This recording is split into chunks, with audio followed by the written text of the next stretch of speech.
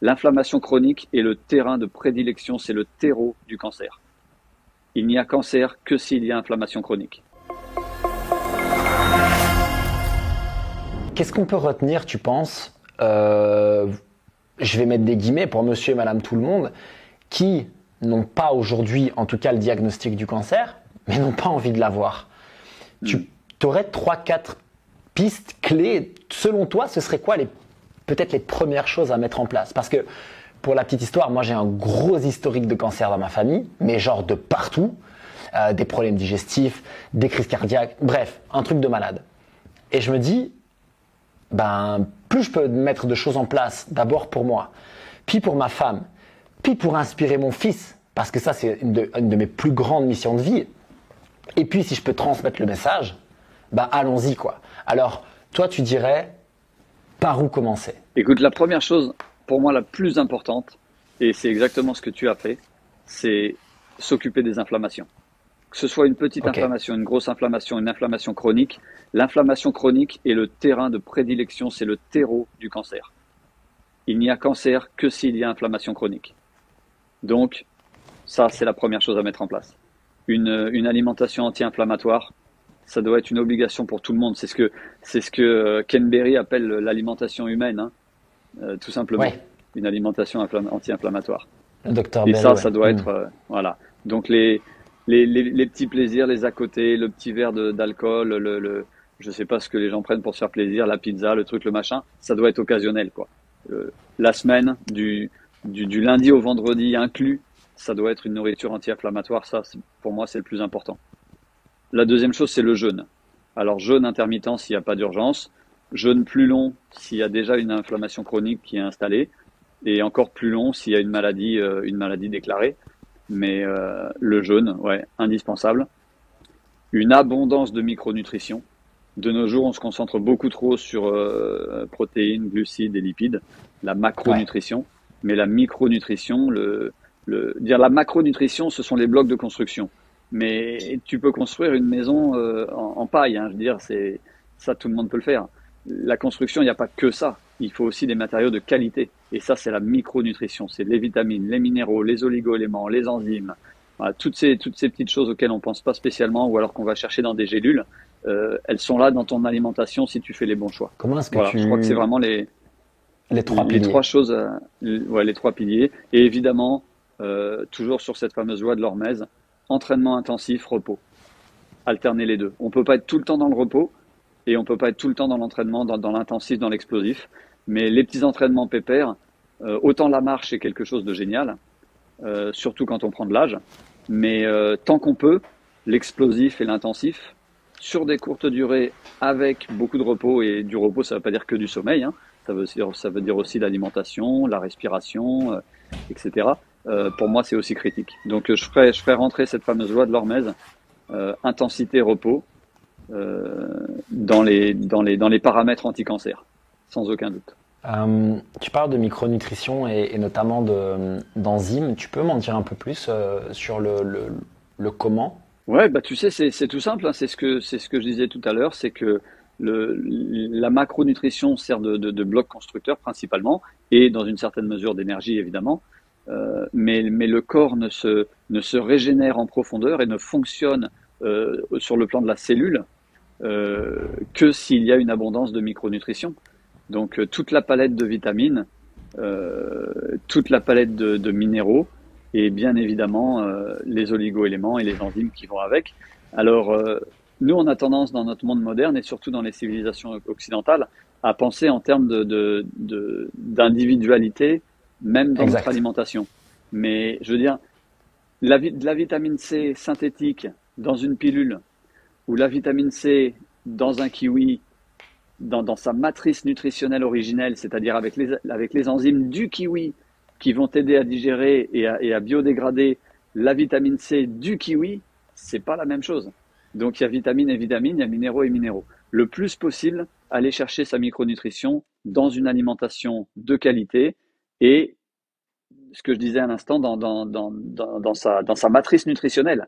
C'est-à-dire que tu peux extraire toutes les vitamines et tous les minéraux que tu veux d'un céleri ou d'une pomme, ils n'auront pas le même effet que dans l'intégralité de la branche de céleri ou de la pomme, puisque cette pomme va, va, va, va, va t'aider à s'auto-digérer dans ton corps. Tu vois, si je peux m'exprimer Oui, oui, ainsi, clairement. si c'est Oui, pas, oui, si c'est pas trop compliqué.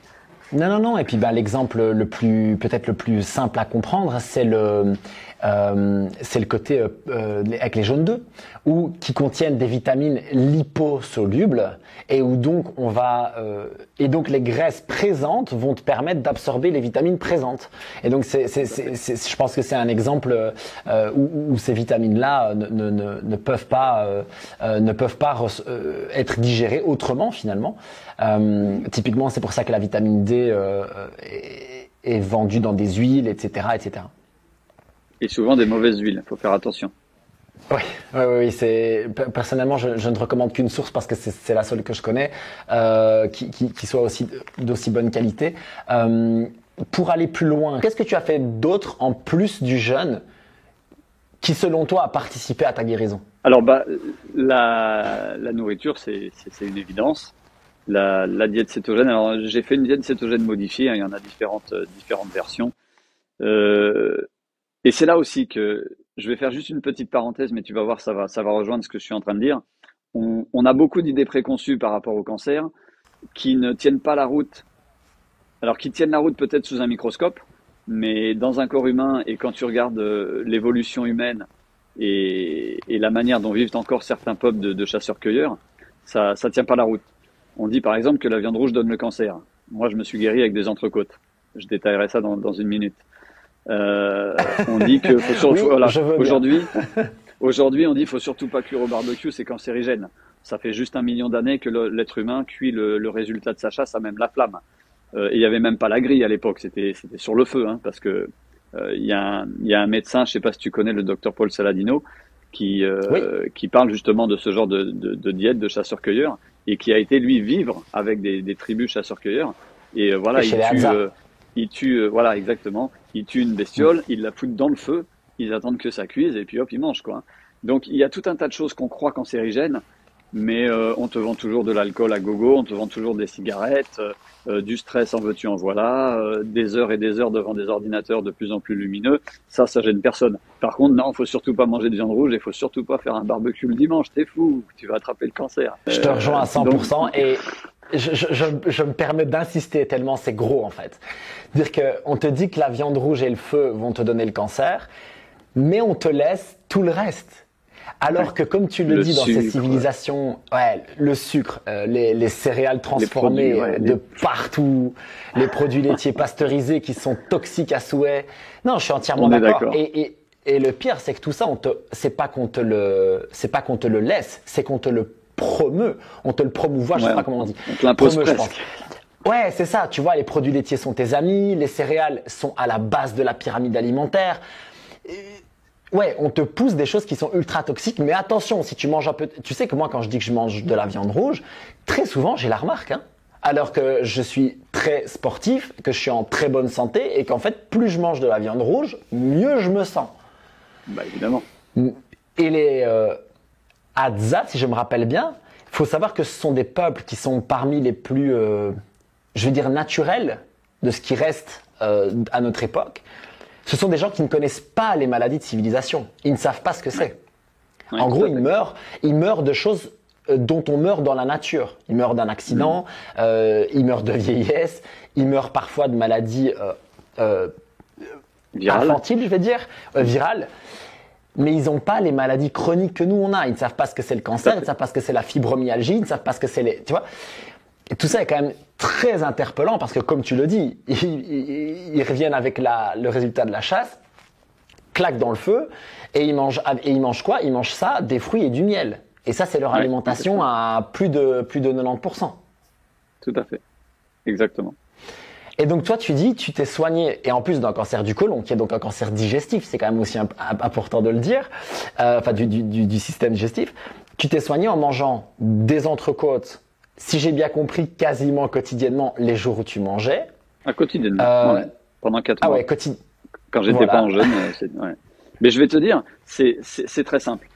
Euh, j'ai une partie livresque dans mon aventure cancer, c'est-à-dire que j'ai fait les recherches, j'ai lu des tonnes de littérature scientifique, je suis allé sur tous les grands sites de publications scientifiques, tu vois, Nature, PubMed, CNY, tous les trucs où voilà, personne ne peut contredire. Il n'y a aucun scientifique, médecin, docteur, biologiste au monde qui peut te dire un article qui a été publié dans PubMed, c'est de la merde, c'est pas possible. Ou alors il veut un suicide professionnel, le gars. Donc j'ai lu tout ça, mais ensuite mon corps m'a dit ce qu'il me fallait. Il n'y a qu'une chose qui me pliait pas en deux, c'est l'entrecôte. Je veux dire, je peux pas faire plus simple. Donc, quand j'étais pas en jeûne, je mangeais des entrecôtes. Au début, ça a été que ça. Cuites dans du beurre clarifié avec du sel rose de l'Himalaya. Donc, pendant quelques semaines, ça a été que ça. Je mangeais du poulet, j'étais plié en deux. Je mangeais des légumes, j'étais plié en deux. Bon, des céréales, n'en parlons même pas, et c'était une évidence pour moi. Et donc, voilà. Et la viande de bœuf avec un ratio graisse-protéine tel que la côte de bœuf ou l'entrecôte, ça passait tout seul.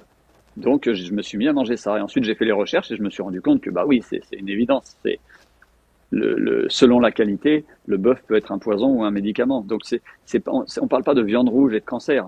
On parle de quelle qualité de viande et de cancer. Là, d'accord. Donc, si tu as une viande issue d'un animal qui a jamais vu le soleil, qui a jamais mangé un brin d'herbe, qui a été nourri au maïs, au blé et aux farines animales, qui a jamais pu vivre sa vie d'animal, qui est stressé, qui est dans un couloir de la mort qui fait 300 mètres et qui voit tous ses copains se faire massacrer, évidemment, la viande, ça va être du poison. Maintenant, tu vas à l'opposé de ça, tu prends une viande de préférence biologique d'un animal qui a vécu toute sa vie dehors, qui a mangé de l'herbe, qui a couru, qui a gambadé. Le fermier, il connaît toutes ses vaches par prénom et le jour où il en tue une, il a une larme à l'œil. C'est pas la même viande, quoi. J'ai eu la chance d'avoir accès à ce genre de viande parce que j'avais un fermier qui était pas loin de chez moi, parce que mes moyens me permettaient. Bon, il y a eu tout un environnement favorable pour moi, hein, et je le reconnais. Mais la viande de qualité, pour moi, ça a été un médicament, simple et net. Donc je mangeais tous les jours de l'entrecôte, un petit morceau de foie de bœuf cru, parce que le foie de bœuf au niveau multivitamine, t'as pas mieux, hein, même dans le renne végétal, t'as rien qui s'y approche. Non, c'est clair. Et le week-end, mon jour de triche, entre guillemets, c'était fromage. Et là, j'ai fait des tests. Fromage bio au lait cru, pasteurisé, j'étais plié en deux. Mais à me taper la tête par terre tellement je souffrais. Et là, j'ai découvert que la pasteurisation, c'était une hérésie nutritionnelle. Je le savais intellectuellement, je l'ai découvert dans mon corps. Ça, alors, je vais insister là-dessus parce que figure-toi que j'ai un petit background avec les produits laitiers. C'est que moi, j'en mangeais énormément de partout. Bah voilà, je suis de la génération bol de céréales le matin avec le lait, tu sais. Et bon, j'ai fait un bon vieux intestin irritable suite à une prise d'antibiotiques quand même assez violent. Franchement, c'était pas rigolo. Et donc, à un moment donné, je fais mes propres recherches, un peu comme toi, et je vois, ah tiens, les produits laitiers, finalement, c'est peut-être pas une bonne idée. Puis mon corps me le rappelle aussi à chaque fois que j'en prends. Donc, je me dis, ok, stop, tous les produits laitiers, c'est le mal.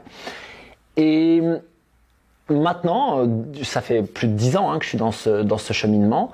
Je me rends compte qu'en fait, les produits laitiers, c'est un peu plus nuancé que ça. D'une part, je pense que le beurre clarifié, le ghee, je pense que ça, c'est un aliment qui va convenir à 99,9% de la population. Je pense que quasiment tout le monde va passer le ghee sans aucun problème. Le beurre, il faut qu'il soit de très bonne qualité. Et cru, ce qui est rare. Et cru, ce qui est très rare et très difficile à trouver. Moi, j'ai cherché auprès de chez moi, c'est très difficile. Et en plus, du coup, ça se conserve moins bien. Donc, il faut aussi faire gaffe à ça. Et puis, les fromages au lait cru. Et alors, je sais pas, ton expérience, je serais curieux.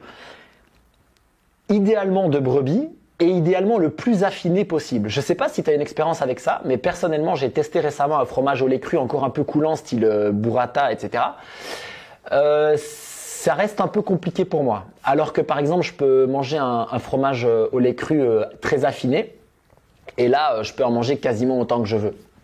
Dans des mesures raisonnables. Est-ce que toi, tu as ce retour d'expérience ou pas? Oui, alors sur le lait de brebis et le lait de chèvre, ouais, sans aucun doute, ça passe beaucoup mieux que le lait de vache. Ok. Maintenant, l'affinage, j'ai pas noté, mais écoute, maintenant que tu me le dis, je vais vérifier. Parce que moi, j'aime bien quand ça coule, mais j'aime bien aussi un bon comté. Ouais. On a quelques fromages, nous, aux États-Unis, qui viennent de France et qui sont des fromages classiques en France, mais pour là-bas, non. Et qui sont d'appellation contrôlée, donc qui sont obligatoirement au lait cru, tu vois, comme le comté par exemple, quelque chose que je trouve assez facilement là-bas, et qui, malgré que ce soit du lait de vache, passe très bien. Mais pour moi, les deux choses importantes que j'ai vraiment notées, c'est un, au lait cru, et deux, un animal de pâturage. Si l'animal a été élevé au maïs et au blé et qu'il est plein d'oméga 6, je vais le ressentir dans le fromage. Donc ici en France, vous avez pas trop, enfin, j'ai pas vu en tout cas, du peu que j'ai été faire des courses, j'ai pas vu vraiment des annotations sur les différents produits animaux élevés en pâturage ou choses comme ça. Je sais que j'ai un boucher ici près de chez mes parents qui n'a que des animaux de pâturage, que de la viande racée. Donc là, j'y vais les yeux fermés. Mais aux États-Unis, c'est beaucoup plus strict. Donc un animal qui a été élevé que à l'herbe, c'est marqué dessus 100% grass-fed, donc nourri à l'herbe à 100% de la naissance, pas de la naissance, mais d'après le sevrage de la mère jusqu'à la mort, il n'a mangé que de l'herbe. Et donc, à partir du moment où tu as ce logo, déjà, tu es un peu plus tranquille. Et les crus. Donc les crus et nourris à l'herbe, pour moi, ça passe. Dès que c'est un animal qui a mal mangé ou où le lait a été pasteurisé, là, ça passe plus du tout. Je voudrais bien revenir sur la pasteurisation après. Je continue la parenthèse avec toi. En fait, chez nous, donc moi je vis en Belgique, mais c'est tout à fait pareil. En fait, il faut se renseigner. En fait, t'as pas d'autre choix que de te renseigner toi-même. Et ça, c'est quelque chose que j'essaie d'apprendre sur ma chaîne YouTube, de communiquer. C'est qu'en fait, il ne suffit pas de regarder, tu vois, le produit tel quel. Et par exemple, j'ai fait une vidéo récemment de faire confiance à ce qu'on appelle le Nutri-Score. Je sais pas si tu sais ce que c'est parce que ça n'existe pas aux États-Unis. En gros, c'est un label qu'on te met sur les produits industriels pour te dire si c'est bon, à savoir A pour ta santé, ou très mauvais, à savoir E pour ta santé. Mais il y a eu des aberrations avec ce truc nutritionnel. J'en ai parlé récemment. Donc typiquement, l'huile d'olive bio vierge extra était qualifiée de D, donc ça veut dire quasiment la plus mauvaise note. Et alors que tu peux trouver des céréales Nestlé hyper raffinées, etc., qui sont qualifiées de A, donc la meilleure note. Donc ouais. Non, c'est une aberration absolue. C'est un truc de malade. Et donc ce que j'essaie d'expliquer sur ma chaîne, c'est il suffit pas de regarder ça. Il faut aller voir au dos et souvent même il faut essayer de parler. Et donc quand tu disais, tu vois, le boucher en qui tu as confiance, mais moi c'est pareil. J'ai la chance pour le moment d'avoir à 500 mètres de chez moi un boucher où en fait je vais demander, je dis, elles viennent d'où vos bêtes? Dites-moi d'où elles viennent. Il dit, c'est très simple, le bœuf, il vient de là. Et ce qui est incroyable, c'est qu'ils peuvent quasiment me montrer la ferme du bout du doigt parce qu'elle est à 2 kilomètres. Et en fait, tu passes devant et les vaches, elles sont juste dehors tout le temps. On les laisse juste rentrer pour pas qu'elles meurent de froid l'hiver parce qu'il fait froid chez nous l'hiver. Et voilà, et elles mangent de l'herbe. Et du coup, c'est pareil que toi. Là-bas, j'y vais les yeux fermés et c'est assez fabuleux. Je regrette que l'étiquetage ne soit pas aussi précis en magasin qu'aux États-Unis, parce que on croit qu'il y a moins de dérives dans l'alimentation. Et c'est vrai, je pense qu'il y a quelques dérives qui sont pas présentes en France versus aux États-Unis. Tout à fait. Mais malgré tout, on a quand même, voilà, des bêtes, comme tu le dis, qui sont enfermées, qui mangent que des céréales. Voilà, du soja, etc. Et oui, là clairement, je pense que cette alimentation-là, mais c'est pas l'animal, c'est tout ce processus alimentaire-là qui est dramatique pour notre santé. Ça, j'en suis absolument convaincu comme toi. Tu parlais de la pasteurisation, et donc ça, est-ce que tu sais pourquoi? Parce que j'ai suivi ta chaîne YouTube, du coup je sais que maintenant tu continues de prendre des produits laitiers crus, ce qui est assez incroyable. Bien sûr.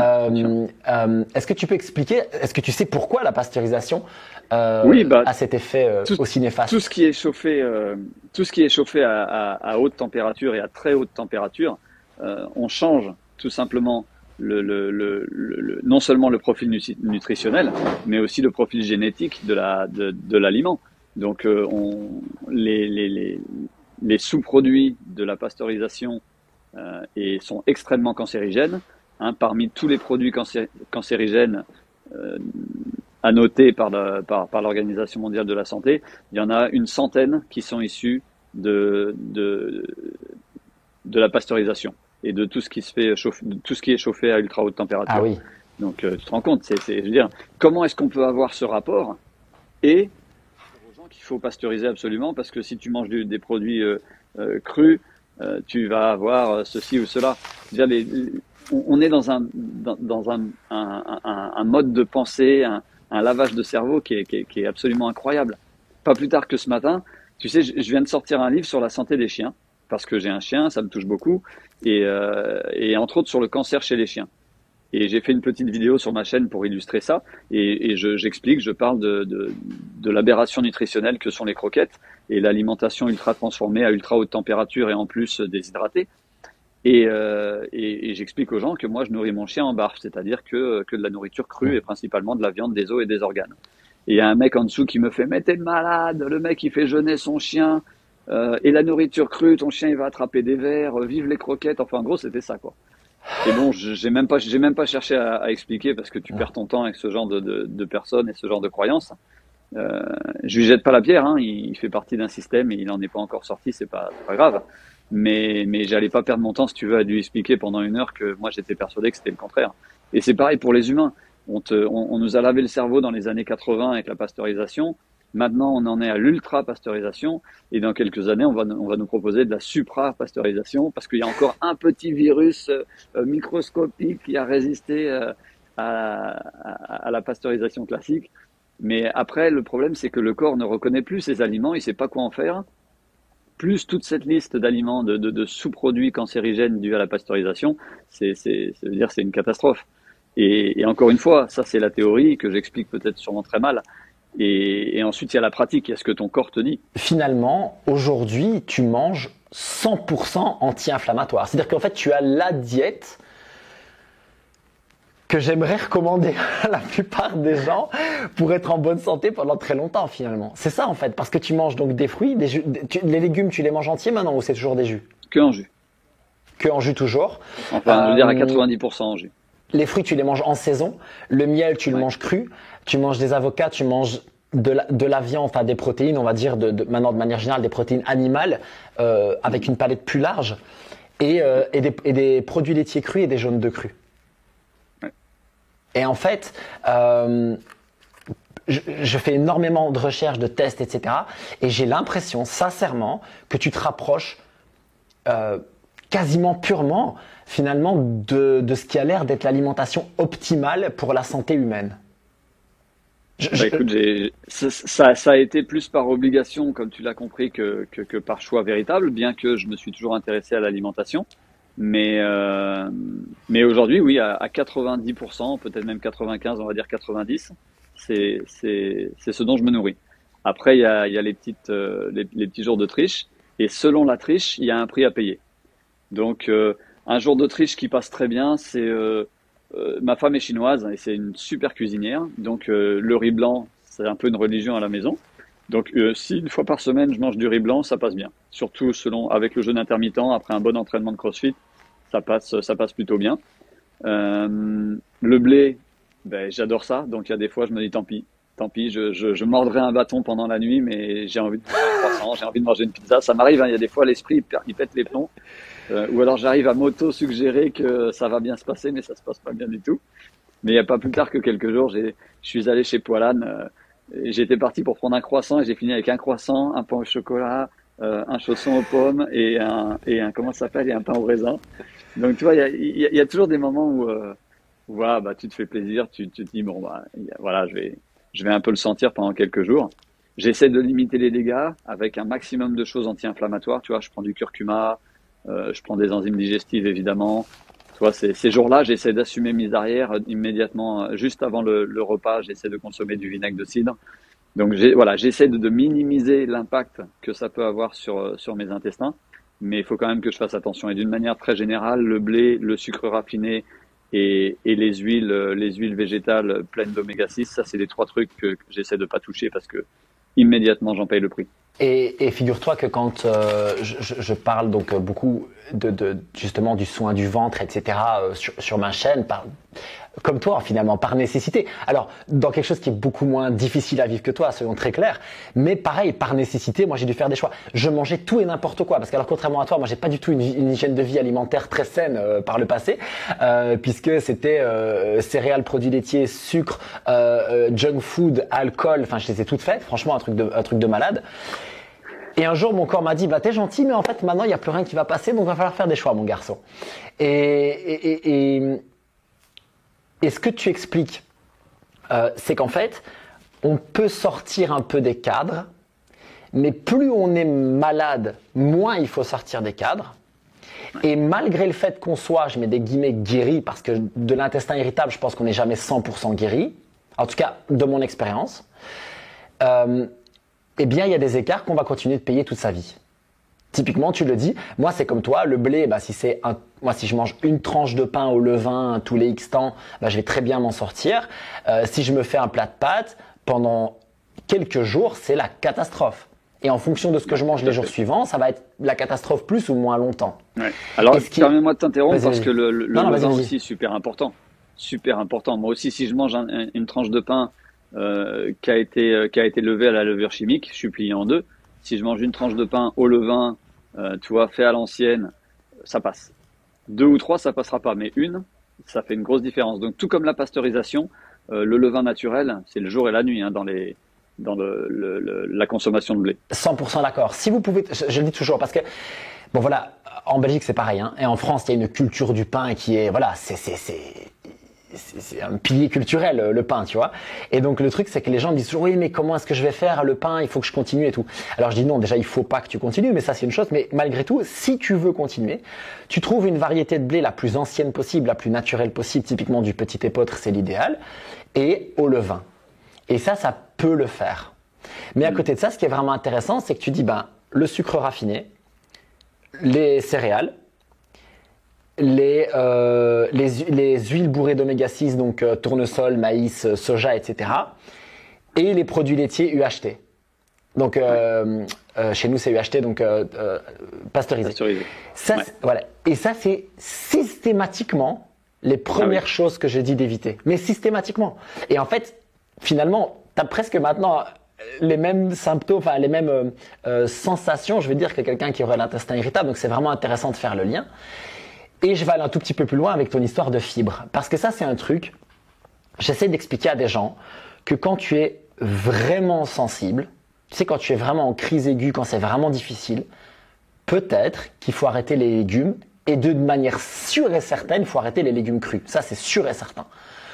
Parce que les fibres sont très irritantes pour l'intestin. Alors, quelqu'un qui est en pleine santé, je pense, peut se permettre de manger des légumes, même si l'intérêt maintenant est tout à fait relatif, enfin, ou en tout cas discutable. Mais si tu es vraiment dans le mal, je pense que les légumes sont aussi une des premières choses à arrêter. Ou alors, et là, tu viens de m'apporter un truc très intéressant, parce que moi, j'avais essayé les jus de légumes et je n'avais pas été transcendé. Mais là, tu me donnes envie de réessayer.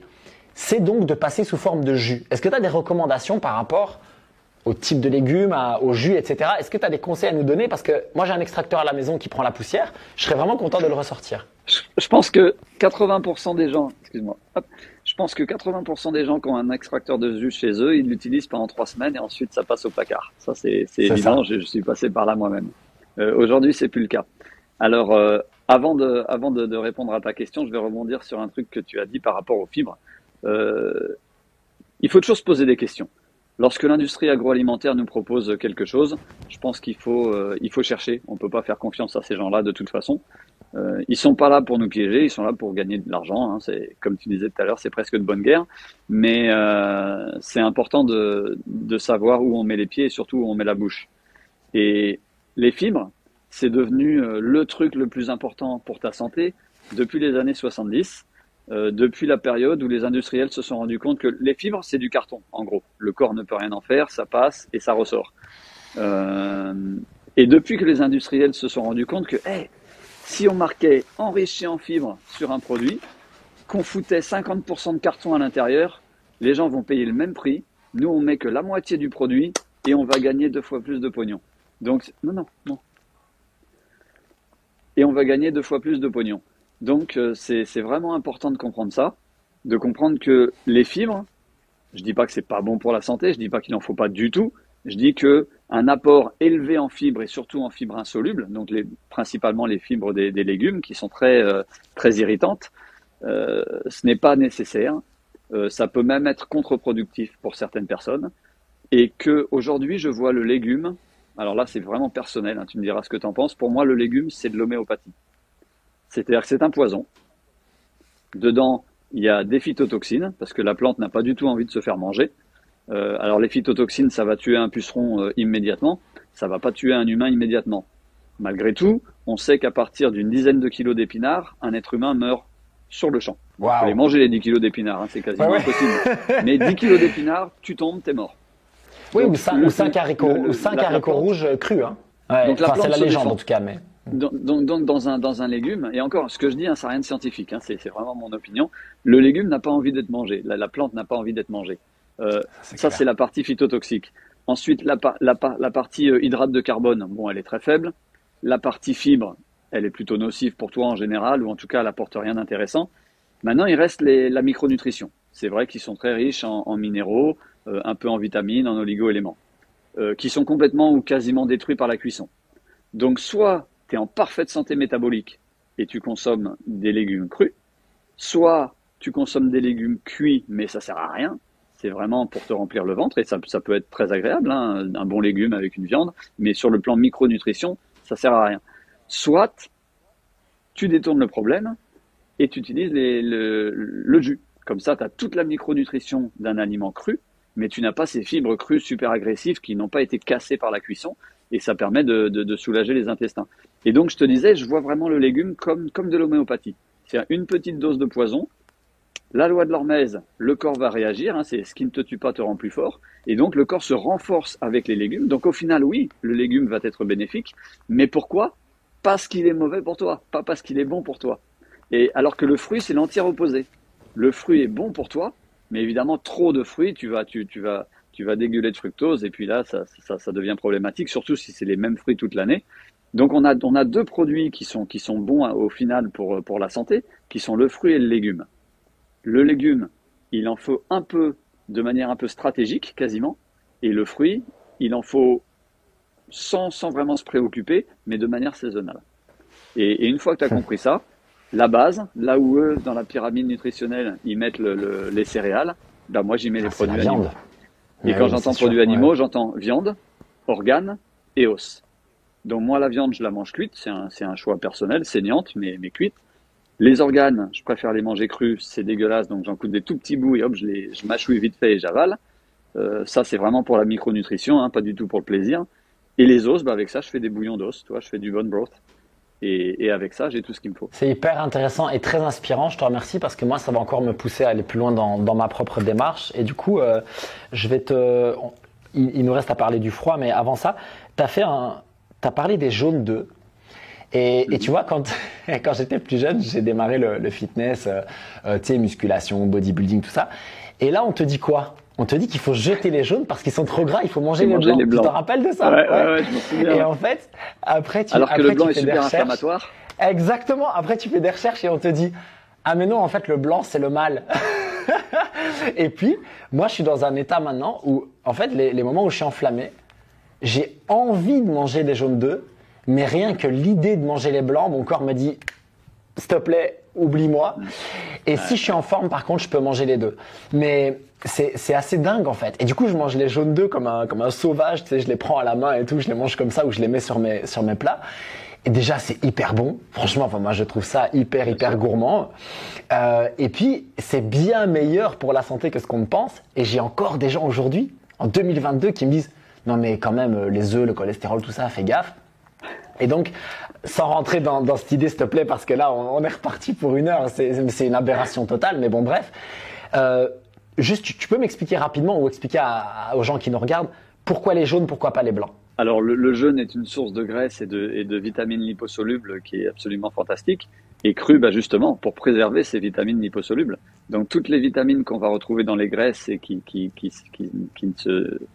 ne se digèrent que lorsqu'il y a un bon apport de gras, le jaune d'œuf, c'est absolument fantastique. Niveau vitamine A, K2, enfin bon, il y a tout un tas de vitamines qui sont absolument fantastiques dans le jaune d'œuf. Et moins il est cuit, plus il va garder sa richesse micronutritionnelle. C'est évident. Et je suis exactement comme toi. Lorsque je suis en pleine forme, un œuf entier, enfin, j'en mange pas qu'un, hein, mais l'œuf entier ne me fait pas peur du tout. Par contre, si je suis un peu inflammé, tu vois, là, je suis en voyage en France. J'étais de passage en France pendant presque 2 semaines et je dérouille. Hein. Je dérouille parce qu'il y a toujours un dîner, je suis toujours invité quelque Ouais. part. Alors j'essaie de faire du mieux, mais qui te dit qu'en cuisine c'est pas cuit à l'huile de tournesol ou toi et ces petites choses-là accumulées. Là, je suis en train de faire un petit jeûne avant de prendre l'avion, sinon je sais que je vais avoir mal aux fesses pendant tout le trajet. Donc Ouais. ouais, ah ouais, là je fais un jeûne de 2 jours parce que le voyage a été un peu compliqué. Mais le jaune d'œuf, ça passe tout le temps. Ça passe tout le temps. Moi, je prends un bon steak, une belle entrecôte. Tu mets un jaune d'œuf cru dessus, éventuellement une petite noisette de beurre, du sel de Guérande. Oh là là là là, de la fleur de sel, encore mieux. Et puis voilà, là, je suis au top. Je te, je te rejoins à 100%. Comment est-ce Et que... le mythe du cholestérol, Vas-y. on va pas passer trop de temps là-dessus parce que ça va prendre des heures. Mais le cholestérol, c'est un mythe, hein. J'explique souvent aux gens, et je crois que je suis pas le seul à avoir fait ce parallèle, que on a fait le lien depuis pareil les années 70 à peu près entre une grosse inflammation des vaisseaux cardiaques et le cholestérol. Donc on dit c'est le cholestérol qui crée les problèmes d'inflammation cardiaque et donc tout ce qui Hmm. s'ensuit, les artères bouchées, les crises cardiaques, etc. Et en fait, on s'est rendu compte, les chercheurs, pas encore la médecine, mais ça va venir un jour, s'est rendu compte que c'est pas parce que il y a du cholestérol qu'il y a une inflammation cardiaque, c'est parce qu'il y a une inflammation cardiaque que le corps envoie le cholestérol. Puisque le cholestérol, c'est quoi? Avant de le diaboliser et de prendre des cachets anti-cholestérol, il faut comprendre ce que c'est. Le cholestérol, c'est un pansement contre les inflammations cardiaques que le corps crée, hein. 97% du cholestérol qu'on a dans le corps, il est créé par le corps et par le foie. Il n'est pas du tout alimentaire. Tu peux manger autant de jaune d'œuf que tu veux, ton cholestérol, il va pas bouger, ou très peu. Donc le cholestérol est là pour agir en tant que pansement sur un problème qui est déjà existant. Et on le compare souvent aux pompiers. Il y a un mec qui va dire, oh punaise, à chaque fois qu'il y a un incendie, il y a des pompiers, donc c'est les pompiers les responsables. Il faut les foutre en prison. Mais non, c'est parce qu'il y a un incendie qu'il y a les pompiers. C'est pas parce qu'il y a un pompier qu'il y a les feux. Bah, c'est pareil pour le cholestérol. Donc ça, c'est une grosse légende, un gros mythe. Et allez-y, manger des jaunes d'œufs, ça fera de mal à personne. Ah, Si vous l'œuf voulez est de trouver bonne de bonne qualité. qualité. Ouais, exact, exact, exact. Parce que si c'est des poules élevées en batterie, là de nouveau, Ouais, ça non, là, redevient on est d'accord. toxique à souhait. Vous l'avez probablement ressenti, j'ai adoré parler avec Fred. D'ailleurs, on a parlé pendant plus d'1 heure et demie. C'était passionnant. Si vous voulez dès maintenant écouter l'entièreté de notre discussion, c'est possible sur Spotify. Je vous mets le lien quelque part sur l'écran et également dans la description. Prenez soin de vous, mangez pour votre énergie, profitez pleinement de votre vie et laissons notre corps guérir. Il a des capacités incroyables. Peace.